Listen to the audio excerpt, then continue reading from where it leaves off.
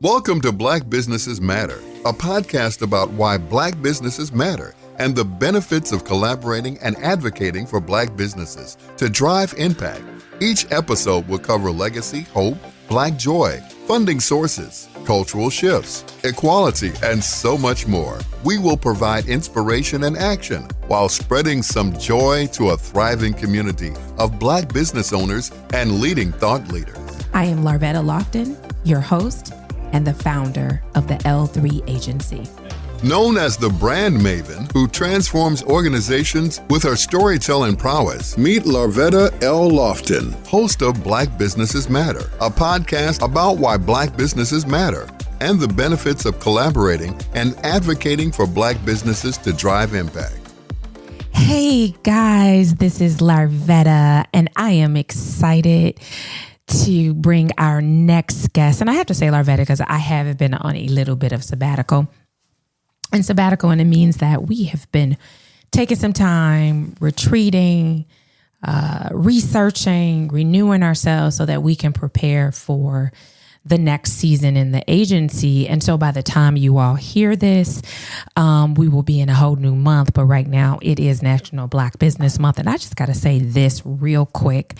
National Black Business Month is, I think they gave it to us. I'm not sure when, but it's 31 days. And so I know we should talk about Black History Month being 28. So we have made some progress. So I just want everybody to know that there is still progress in the world and we need to celebrate these moments. And I will say that I was even excited that we did, I just got a write-up by Posky out of University of Chicago, which is where we're headquartered in Chicago. And it was just really nice to be able to share this journey that I've been on as an entrepreneur, which is why I'm just completely committed, enamored by Black businesses and Black joy and Black leadership and Black excellence. And that's part of the reason why this podcast was started. Now over a year. So I think we're up to almost 60 episodes. So we've had over 60 guests. And I just want everyone to know that there is no such thing as there's no such thing as a struggling. We all have a struggle, but we don't have to say, well, I don't know any good Black businesses. Well, then that means you haven't been listening to our podcast. So I just want to thank everyone for listening, tuning in. Now, my next guest, I'm eager to sit down with him and have him in the studio today. He is on virtual, guys. He is not in our studio. As you all know, we've moved outside of our home offices and we are now in the studio. So I am super excited to be with all this amazing sound around me. So I just want to bring our next guest who was supposed to be part of some previous seasons, but he is now with us and we've got a big announcement. And so we get to share it here on Black Businesses Matter. And so Greg, you have to tell us, hopefully we are the first to break this news beyond your entire team.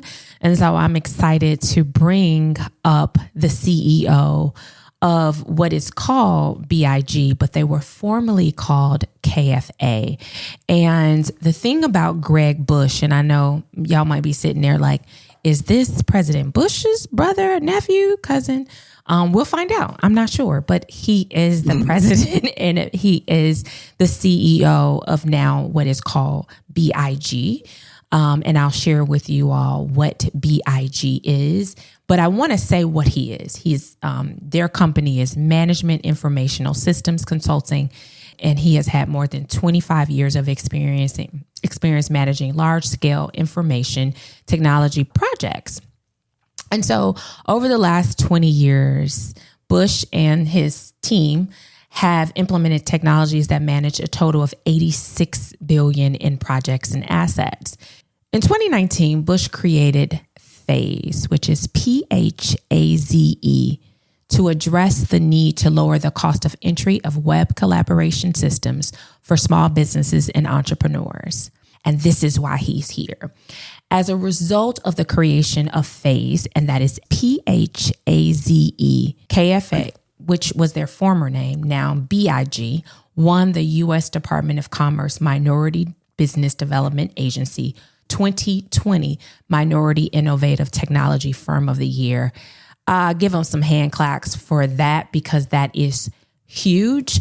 And so they are now called Bush Infotech Group. Okay. Get that in, get that right. But the name is big. And so when we were talking, I was like, I need some big in the background, because they are big and they are here with us. And they're going to I have Greg, and Greg, welcome to the show. Thank you so much, Larvetta, for letting me participate on your platform. Gratefully appreciate it. And to all the Black-owned businesses in Chicago and throughout the lands, congratulations on another month in business. Yes. National Black Business Month is very important to us all. Yes. Thank you for that. So, before we got on, Greg, I was like, okay, you took over the company 6 years ago, but I want you to tell our audience, how did you acquire it? Did you buy it? Do you own it? Because a lot of times we hear this, but people don't know, like, what does that really mean? So can you tell us, how did that come to be after working there for so long? Sure. Yeah. I started at KFA in April of 2001 as a consultant on a project that KFA was working on at the Chicago Transit Authority. And after doing a good job for a while, I became a vice president. And I want to say hello to Peter Urban, who's also a vice president at KFA. And in 2017, Christine Fallon, who was the founder of the company, was ready to retire. And she gave me the opportunity to acquire the company. And as they say, when the opportunity knocks, you need to know when to open that door and walk through it. And that's what I did. That is so awesome. That was August 1st officially. Okay. August 1st, 6 years ago. Wow. And so was that your intent? Like, when you started there, was that kind of the vision, or were you just solving problems all day and crushing the goals that, this kind of morphed into a desire for you? Well, I've been an entrepreneur since I was in high school. You want to go on the date and get the pizza and drive a car. So I was always a hustle man. Okay. Washing cars and cutting grass, and that entrepreneurial spirit has always been in my soul. My parents and my uncles and my grandfather, they were all entrepreneurs. And when I started at KFA, it was never my intent to acquire the company, but I always wanted to do many things beyond what KFA was doing. And when I had the opportunity to acquire the company, I saw it as my chance to do that. And my first goal was, one of my many goals was to build my app. And I did build that app. Okay. And so, knowing that you've always been around entrepreneurs, you've had entrepreneurial projects. Now tell me about this, and I call it the nerd obsession. Like, when you work in technology, right? They call them these are the nerds in the world who want to change the way we use technology to make it easier. Was that you as a child, or is that something you found interest later? Well, I was always a tinkerer. Okay. In 1983, and I'll embrace the word nerd. That's okay. Okay. That's fine with me. Nerds run the world. I know that's right. Okay. I agree. Right. So we could go from Elon Musk, Jeff Bezos, to Alan Greenspan, and on and on and on. Mark Zuckerberg, and the people making the world better, just influencing, I'll say. Bill Gates greatly influenced the world and how we do business today. Yeah, that's awesome. I was a tinkerer, and in 1983 for Christmas, I received my first computer, which was a Radio Shack TRS-80. And I spent that whole Christmas break teaching myself how to program using Microsoft Basic. And from there, I dabble in music. And at that time in 83, I was playing guitar and piano. And I always had an interest on making music on a computer. So I was an early adopter of doing that in Chicago, which led to many things for me in music. And I know we're not on the music discussion today, but I was always the go-to guy for how to make a computer work to get things done. So whether it be music or business, I was the person who knew how to just make it work. I went on to study computer science at Chicago State University. Woohoo. All right. Class of 92. Okay. Yep. I'm always going to be a supporter of CSU. I got my master's in 2011, I think it was, master's in IT. Went on for the things that I've achieved, and along with Quintella Inti, my current vice president, we went on to be studied by Harvard Business School. And in 2022, we actually lectured at Harvard 6 times. So I'll embrace that word nerd all the way through today. I love it. Because it's been able to pay off for me. I love it. And I say it because, I feel like we are, for some of us, I love technology, and I said the same thing. I'm not all the way on your side, but I am a nerd. I say I'm a closet nerd because I still like, stuff to look cute from a marketing standpoint, right? But then on the background, I'm like, how can we be more efficient in this, right? The reason why I say hoo-hoo on Chicago State, because my audio engineer is a CSU grad as well. So that's why I gave you some love, because he's in the background, and he's also an alum of Chicago State University. So I love it because HBCU is still in the house, and we don't sometimes recognize Chicago State as that, but it is still that. And I definitely, we talk about management and information systems, right? And the stuff that you guys are able to do, right? When you think about professional service businesses, right? We're a marketing company. We talk to, legal. And a lot of times in Chicago, we're talking to construction firms, but I find that sometimes I don't see enough of us who are really, like you said, are influencing our way to see technology and really helping others to transform into that. And so knowing that and living out of Chicago, where do you see this industry going and growing, namely in Chicago? And I'm only saying that because professional service based, there's a few that they kind of call out, shout out, so to speak.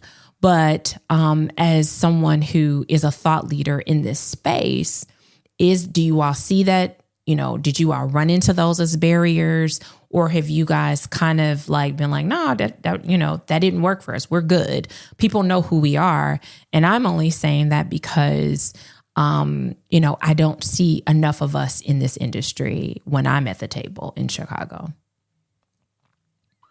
Well, Larvetta, there definitely are barriers, whether hidden or whether perceived or whether in my face. And I deal with it every day in Chicago and beyond.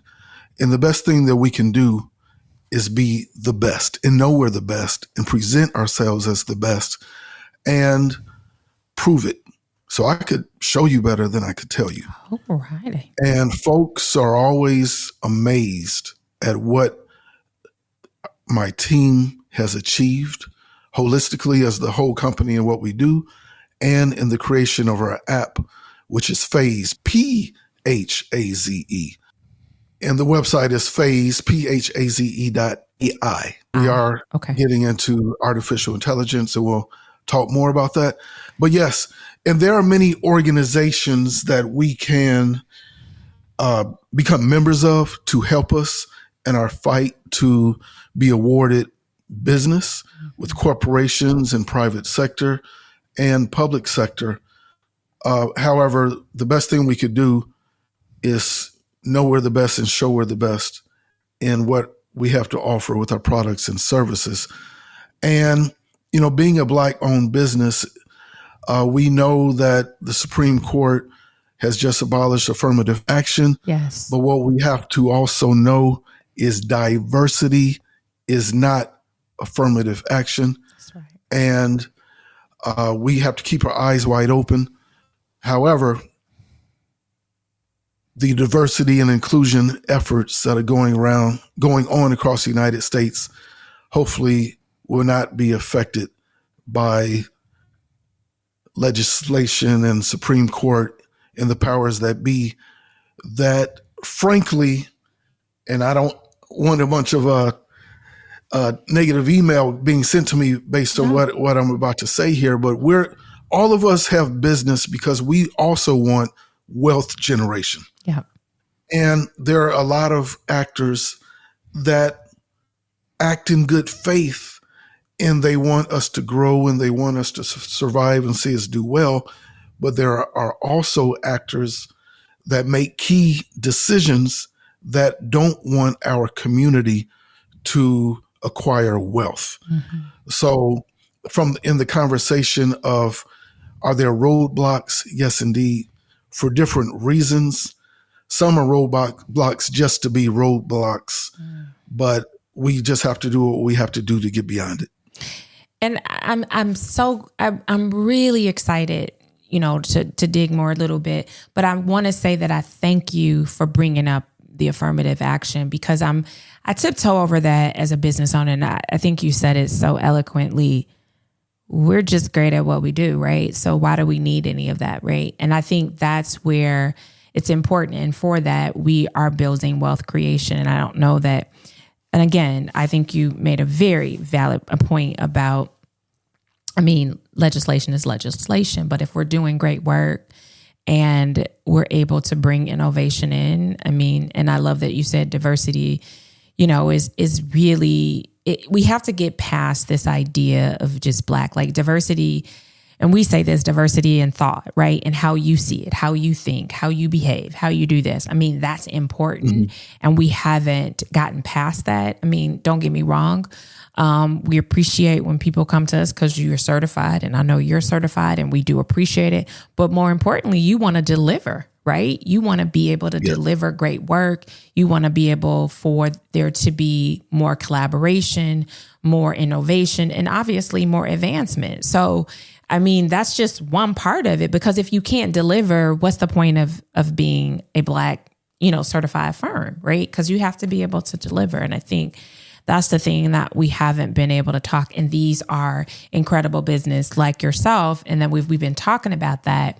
And so now that KFA is B.I.G, which is Bush Infotech Group, I do want to talk a little bit about AI. I want to get your thoughts around it, where you see it going. And quite frankly, how important are, Black business, how important is it for Black business to get in the forefront? And right now, honestly, I guess we're behind, but how important is for us to, stay on top of it?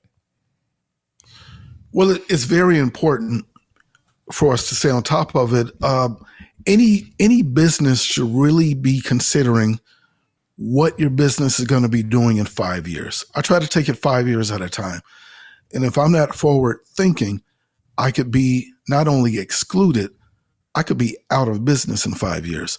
And as a technology company that provides professional services to implement technology, this definitely is the hot thing that I need to be a master of. Mm-hmm. Now, how are we going to use it? There's ways. First of all, we use it responsibly, and everyone's worried about, irresponsible AI and will the robots take over? Well, if we maintain the responsibility of it, that won't happen. But there's always bad actors in society, so we must control it. But how will we use it to be efficient and effective in business? Well, we can use it for clearly automation, and to ask better questions, get better answers, and in doing that, get to the end result, the deliverable or the milestone in less time, saving us money. So, that's a general statement. Yep. I apply that to business, in your business, and anyone who wants to hire us to implement AI for them.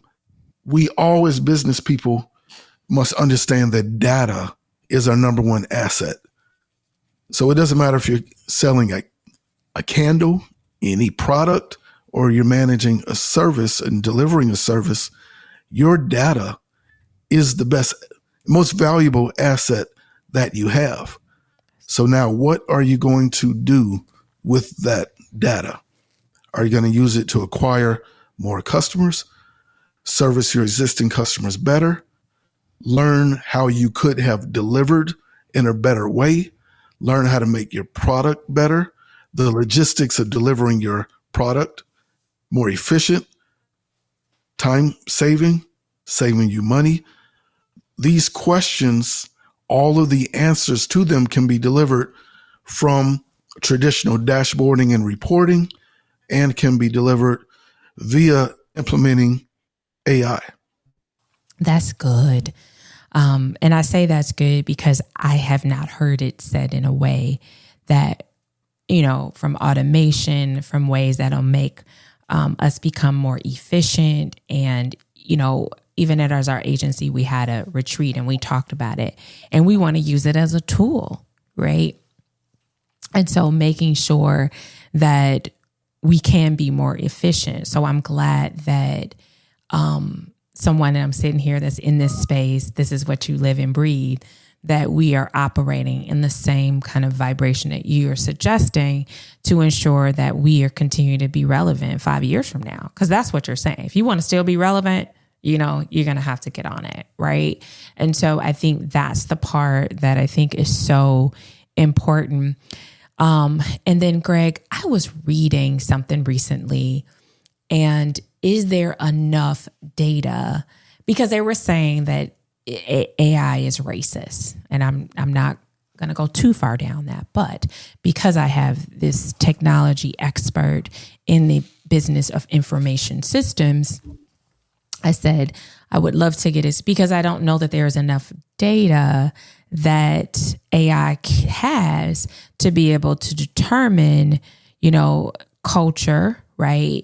And understanding that. And so on my end, I'm like, okay, well, then there has to be influence from, entities like marketing, like legal, and like things like that speak to that, so that you can engage, because that's the thing, is to be able to engage and look at that. And so when you think about that, I'm asking you, do you think that there is enough data that on, just Black and brown communities that can be used to help, general population and general America to really able to really talk to us? Sure. AI is only as racist or biased as the data put into it, and as its machine learning on the neural network consumes that data, it's going to give you the responses that are put into it. So is a baby born racist? I would think no, but the data put into that baby over its lifetime derives how that adult coincides and lives with us in society. So that AI model, ChatGPT, books fed into it. From Shakespeare, I hope the Bible is fed into it, to psychiatry, so on and so forth. Mm-hmm. Now, ChatGPT in that model is not all-knowing, is not infinite, because it only knows what's been fed into it. Mm-hmm. And when you ask ChatGPT a question, it gives you an answer kind of trying to figure out what you mean or how you think. What answer do you really want? Mm-hmm. So it's biased on the question you asked, and it tries to give you the answer based on the words in your question. Mm. Yeah. Now, if that model that it's answering you on is all racist thinking, of course it is racist. It's going to give you a racist answer. Mm-hmm. But the answer to the question is no, it's not racist. It's only giving you responses based on what's fed into it. That's and I good. hope my long-winded answer makes sense. No, it does. It makes a lot of sense. And I've used ChatGPT. I was introduced to it at a conference, and tested it, for actually, for a client. I wanted to get some information. And for us, I think it's some good research that I was able to just gather. That was very high level, right? I do think there, as someone who, works in the space of authenticity, then we have to put a spin on it to kind of give it that and give more, context and texture behind it. Because to your point, I kept asking it questions, and it still was giving me the same. And then it'll say, it's just interesting. So I like the way that you said it's only going to give us, what it's already fed. And I think that's the best way to speak on that. And so, go ahead. I'm sorry. I just want to add 2 points, and in short of lecturing about it, there's 2 big versions of using AI. There's conversational AI, and then there's generative AI. And then there are algorithms that are used to determine how the AI functions. Anyone that wants a factual, truthful AI is going to use generative AI, because that engine that uses algorithms to derive answers has 0 facts in it, 0 knowledge, 0 data in it to start. And you, the buyer of a generative AI platform, you tell it the truth. You feed into it the truth. And then your consumers of your AI only have that truth that you fed into it.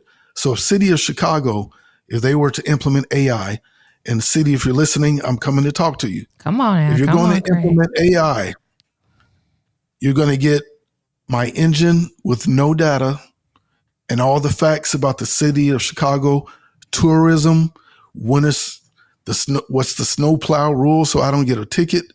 We're going to plug all those facts into the AI engine, so your consumers of your engine only get the truth. That's the difference.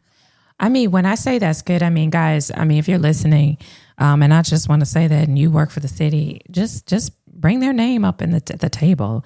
That there literally is a company out of Chicago that can help us to be more efficient and can bring that to play. Because as I'm sitting here, I was like, that would be dope. Like, I could really just go to a tool, and no disrespect, and get the, and because those customer service folks that we call on those certain numbers, I'm not going to say anything, they don't provide that level of information. So sometimes it is frustrating. And so the idea that we can have the facts kind of readily available to us, and then kind of allow it to advance to a person to maybe troubleshoot something that wasn't in that, I think would just be dynamic. So I'm hoping that someone from the City of Chicago is listening to this episode and can make that happen.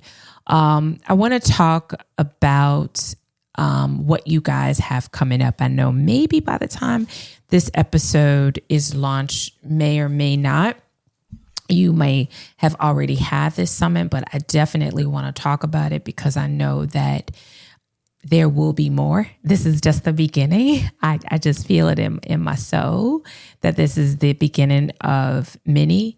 But I want you to talk about the Bush Infotech Group 2023 Technology Summit that is going to take place in Chicago, which I think is awesome because, you hear tech, it's in San Francisco. We get it. It's all over California, but it's actually going down in Chicago. So can you tell us a little bit about the summit? Well, thank you for that question, Larvetta. The B.I.G. 2023 Technology Summit, September 14th. Registration starts at 7:30 a.m. The event concludes about 4:30 p.m. The website is eventsdonebig.com. And let me tell you all about that day. So traditionally, our company has always had a technology day just for employees.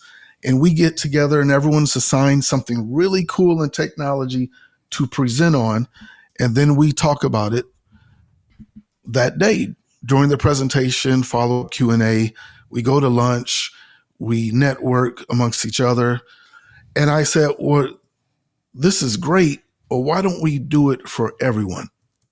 The second part of the reason I'm doing this is the reintroduction of the firm. So we were KFA for 30 years, 3 decades, providing services for architecture, engineering, construction, and facilities management. And those are mega jobs, big projects, again, to the sum of $86 billion in projects managed across the United States and in Canada that utilize information technologies that we've implemented as a firm. I'm coming in after 6 years of ownership and 6 years of pivoting, still doing the AEC and facility management, we call that FM, still doing that business, but now pivoting to new products and services. So it's time to reintroduce ourselves to Chicago and our clients across the states. And we have 3 tracks. Track number 1 is our core business, technologies for architecture, engineering, constructions. We call that AEC, and facilities management. Track number 2 is AI. We have some wonderful sessions. I have an expert from MIT coming in to sit with me and talk about AI. The whole day, 8 hours of AI breakout sessions. And track number 3 is called Get Your Business Tight. We're having conversations for scaling your business.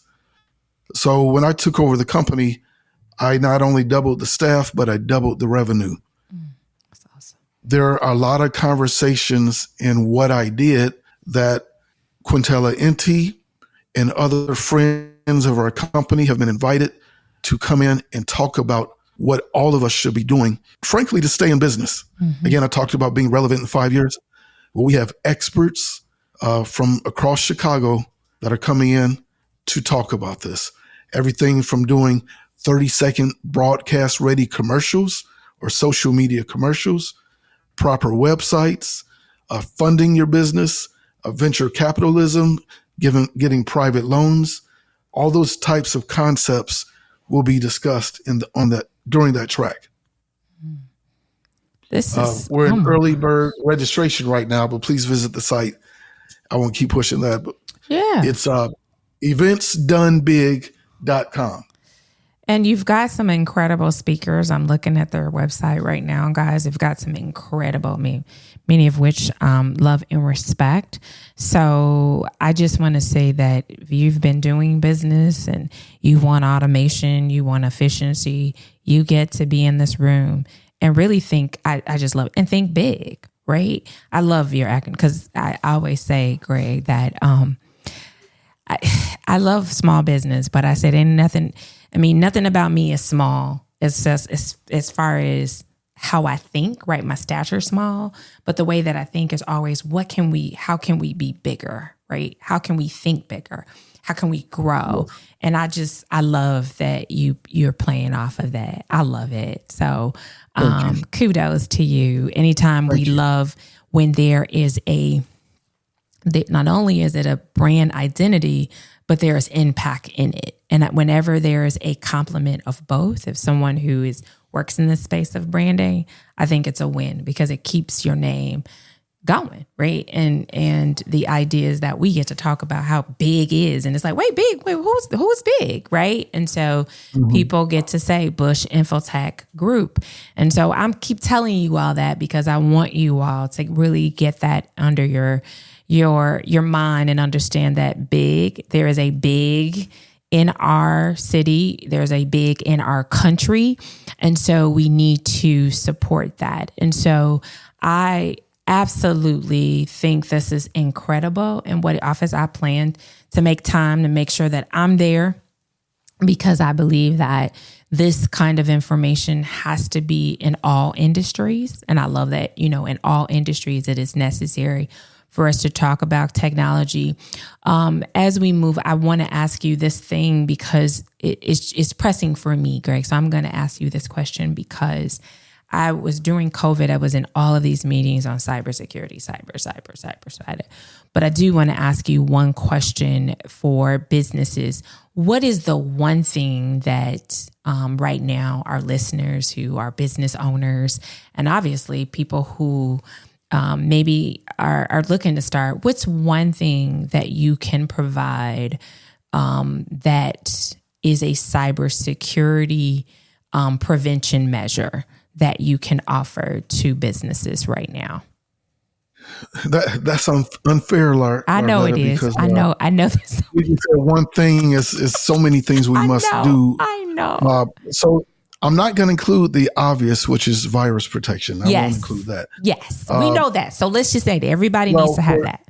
Really, knowledge is power. So I'm going to have to say training. Okay. And again, training is something our company provides, but having your employees train on, what is a phishing attempt. Yes. We stop right there. That's huge. Mm-hmm.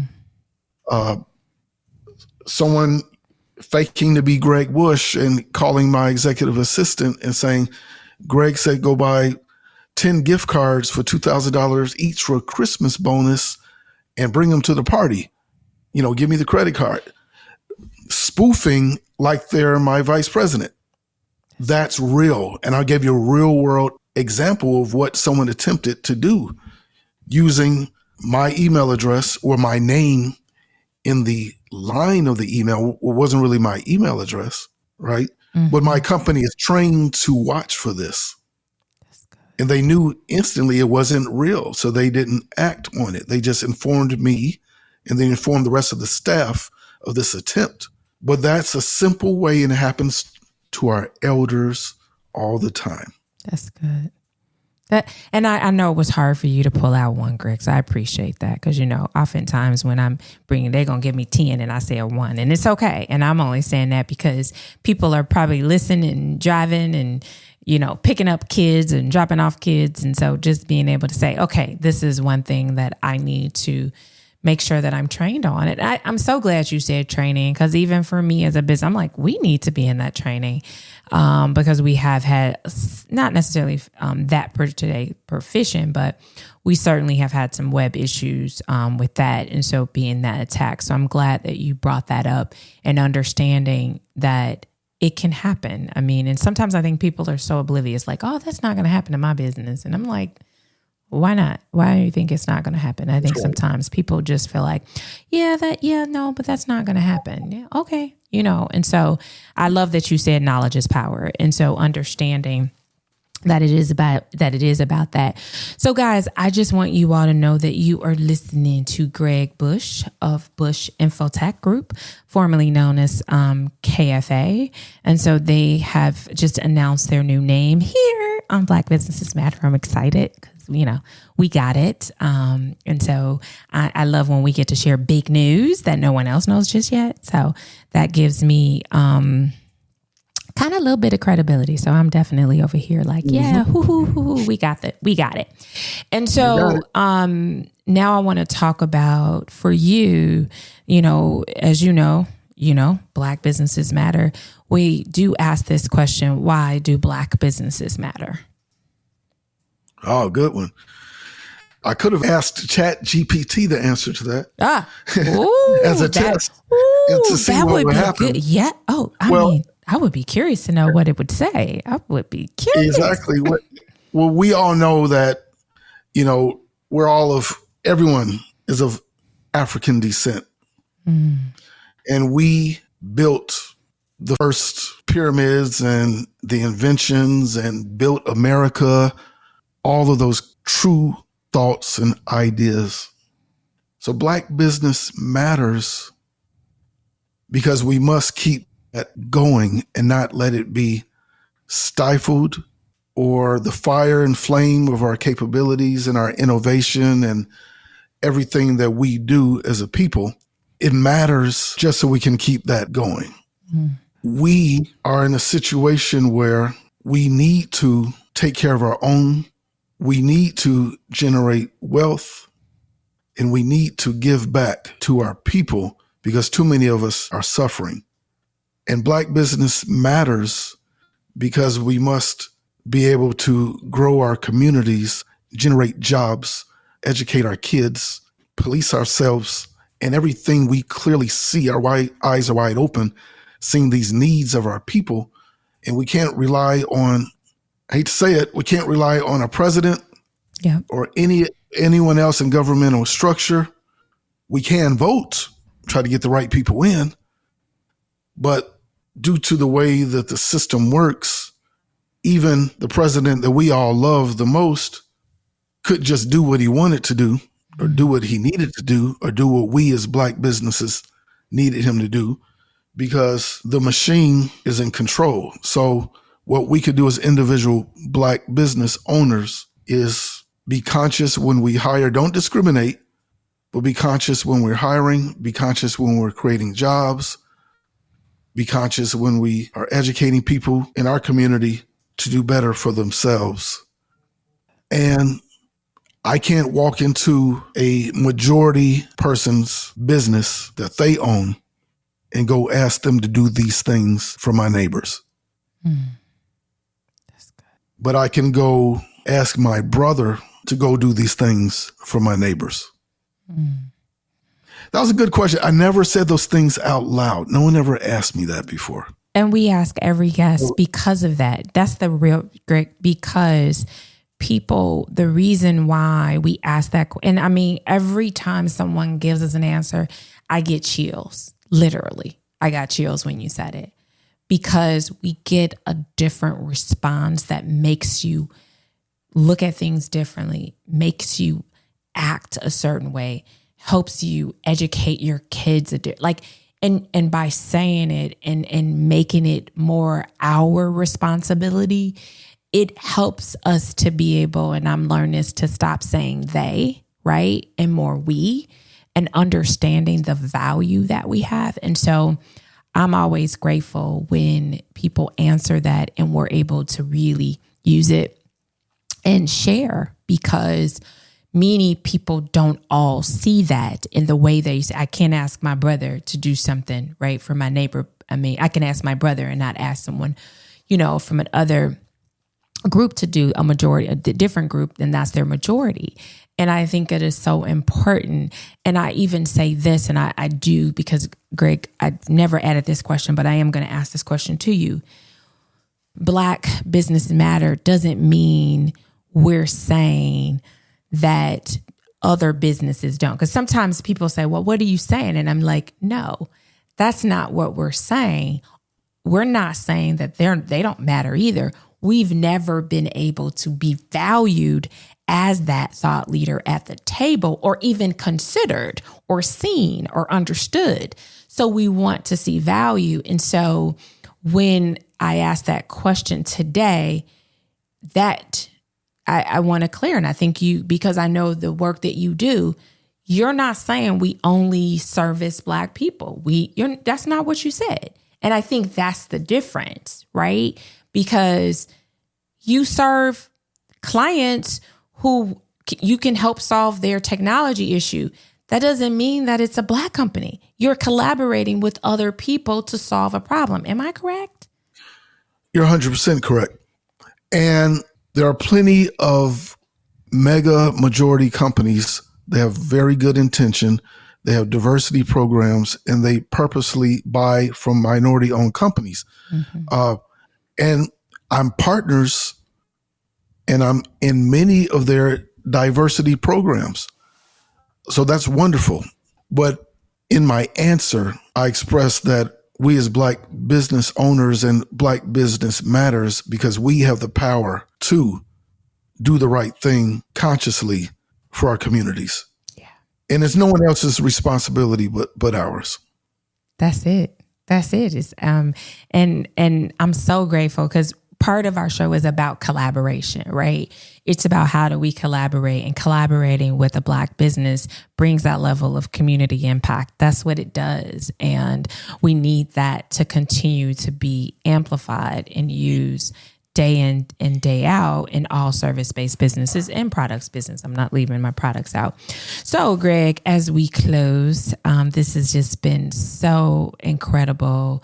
and just sitting here to just talk about information and being a nerd, because we have guests literally, and I'm saying it's literally from age, like I've talked to a guest that was 12 years old. I'm talked to a listener that was 12 years old and said, oh my gosh, hearing these stories just helps me. And that was the thing we said. We wanted to be inclusive. And the idea of podcasting allows for someone at 6 all the way to 100. If you choose to, they can just log on and listen. And so we didn't create any barriers for them to be able to log on. So Greg, we also asked the second question is what brings you joy? Playing my music. If I'm not playing my music, I'm listening to Prince, Earth, Wind and Fire, Kool and the Gang, or James Brown. Oh, okay. We got to put a playlist together for Greg. That's how we know it gets I'm not just a nerd. I'm cool. I didn't get a chance to tell my jokes or be funny or nothing on this. You can, but you can. I'm pretty cool guy. Of course, we're in Chicago. You can't leave out house music, but yes, when I'm by myself and I just want to, vibe to something, I'll pull out some Kool and the Gang and sing in the car. I love that. Greg, no one's ever said that. I love that. Like, you literally helped us to humanize the work you do. Like, you're just, like you said, hey, I'm in the car playing my music, having house music in the background. That was super cool. And the beauty of it is that, guys, when you meet Greg and you get a chance to meet him or do this, you know what to play for him. You know what to play for him. That's right. You know what to play. Can I tie in another thought that we didn't get into too much, but if you allow me a couple more minutes. Sure. I created Phase due to trade mission going to Africa to see how I could help in Africa. And what I learned was they're building their infrastructure using the WhatsApp. Mm-hmm. And I said, oh no, I can fix that. That's not proper. You don't build a skyscraper or a hospital or a university with the WhatsApp, meaning communication, collaboration, and document exchange. So I came home and I sought to work with some U.S. partners. They had no interest in doing business on the continent of Africa. So I created my own app, which was the birth of Phase, P-H-A-Z-E. Okay. Now, when I started out, it was just a tool for Africa, for East Africa specifically. I went to Ethiopia, I went to Kenya, and I went back. They're really excited about it, but then the pandemic happened. I sat in my home office for 2 years, enhanced Phase very specifically for all business people. Now, Phase is a web collaboration information system. And your small business, Black-owned business, can't necessarily afford a $1 million ERP implementation. And what's that's the core ERP? Of KFA's. What's ERP? Employee resource planning. Okay. But those systems have many modules now. So I'm sure we've heard of SAP, Microsoft Dynamics. Mm-hmm. You heard of Oracle NetSuite. Those are all ERPs, and they're modularized, and you only buy the functionality that you need. So during the pandemic, I took this app that was small just for building something. Mm-hmm. And now 3 years later, it's a mega app, software as a service in the cloud. And it starts at $5 per user per month. So let's just say you're a wedding coordinator. Okay. And you need to collaborate and coordinate with all the parties of the wedding, from the bride and groom, the groomsmen, the bridesmaids, the DJ, the florist, the caterer, the venue, the band. With Phase is a platform where you can collaborate and communicate securely, only communicating with parties in the wedding that you want to know the information, exchange documents. But as we add modules, all the functionality of a QuickBooks is also in Phase, should you want that module turned on. We do asset management, document management, digitize your company. Any business process you throw at me, I can automate it in less than 5 minutes. On this app? On my app called Phase. Now, the big four consulting firms that do what my firm does, which is EY, Deloitte, KPMG, and IBM, and Accenture, so 5 big mega companies, they're going to spend a year doing this in the ERP that you choose for them to implement, and it's going to cost you over $1 million. What I'm doing with Phase for all industry, mega corporations to small businesses, is offering the same type of functionality for a fraction of that cost. And my biggest client that's active right now is Blue Cross Blue Shield of Illinois. That's now awesome. I dropped that name because here I am, a kid, south side of Chicago, 13-year-old, learned his first computer program. Now I've created something that doesn't exist. U.S. Department of Commerce named us Minority-Owned Innovative Technology Firm of the Year. In year 2020, we got that label. Due to that happening, Harvard Business School came in and wrote a case study on what we did. And then I go close Blue Cross Blue Shield. Now, there's other names, and I won't drop them all on this interview. Please visit my website to see them. But the point is, I'm empowering every small business out there to get a free trial today. In my normal 30 days, any listener that says they heard your show, Larvetta, I'm going to give them 60 days free.